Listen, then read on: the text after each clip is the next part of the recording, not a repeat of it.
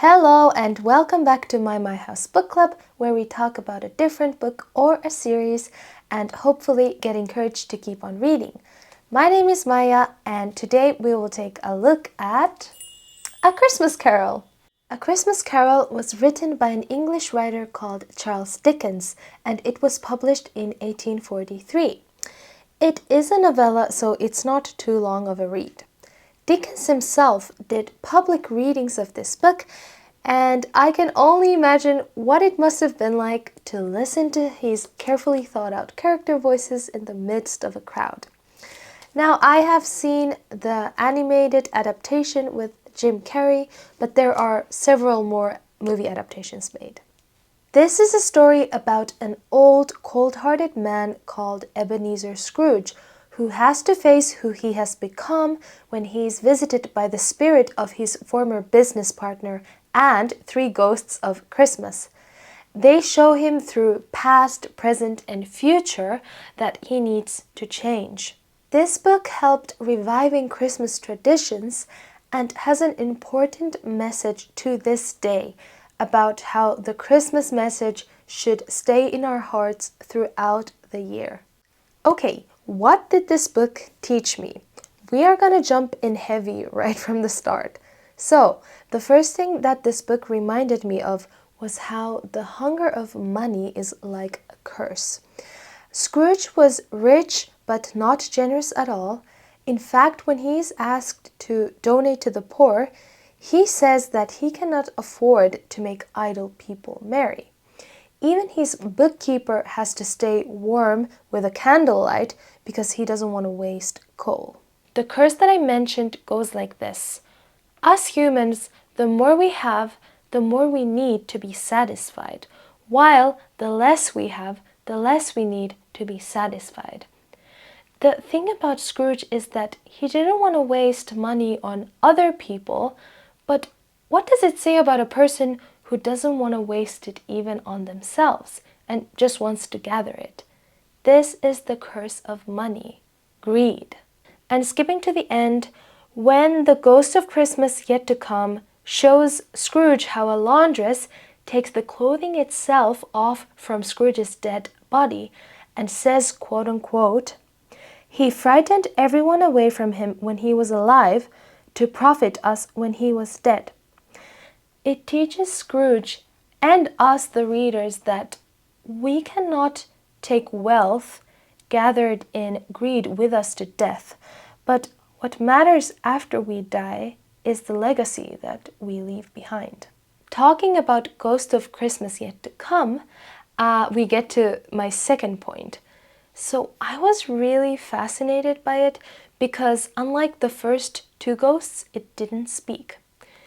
Did it not speak because it couldn't speak about things that hadn't happened yet? Or did it want to hide its voice from Scrooge for some reason? Also, the first two ghosts seem to show Scrooge scenes to prompt him to change, but the last ghost shows him things as if he's already condemned. And towards the end, when Scrooge is begging him, sobbing, the ghost's hand of judgment starts to shake for the very first time. Was it out of pity or sadness? I don't know, but it almost made me think that is this Scrooge in disguise? Or did the hand start to shake because the words of regret and change of heart from Scrooge's mouth really broke the judgment? This would teach us that redemption is really never far away and it's never too late to change. My third point is that I love how this book reminded me of how special Christmas actually is. I mean, think about it. It brings us excitement and joy regardless of age. It brings families together. We start to see beauty in the most simple things and we start to talk to strangers. It brings out qualities and deeds in us that we were made to do all year round. There is no denying that Christmas has an effect on us in almost a miraculous way. And I want to remind myself this Christmas to cherish this time and also not to deny myself of the goodness that it offers, like Scrooge denied himself from it for so many years. There weren't really things that I didn't like about this book, but some parts were hard to understand. I really had to think about the metaphors and reread those parts to get it, but I think it's a good thing actually. People will probably take different lessons away from this book, and yeah, I would love to know what it taught you, and also if reading this book is part of your Christmas tradition. Thank you for watching this video today. I know it was shorter than usual, but so was the book. And since it is right before Christmas, I do want to give a short personal message of wishing you a blessed Christmas time. I hope you feel loved and cared for, and that your heart is filled with joy and hope. I hope you always remember that you are never alone, and don't harden your heart from accepting and giving help, love, and kindness. Also a reminder for myself. So, Merry Christmas and God bless.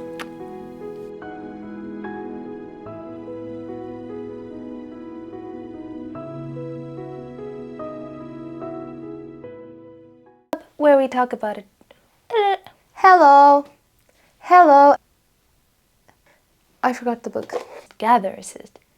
Gather. The clothes. The clothes. Clothes. The clothes. Oh, my leg. Ugh. Why do I say that? We start to see. How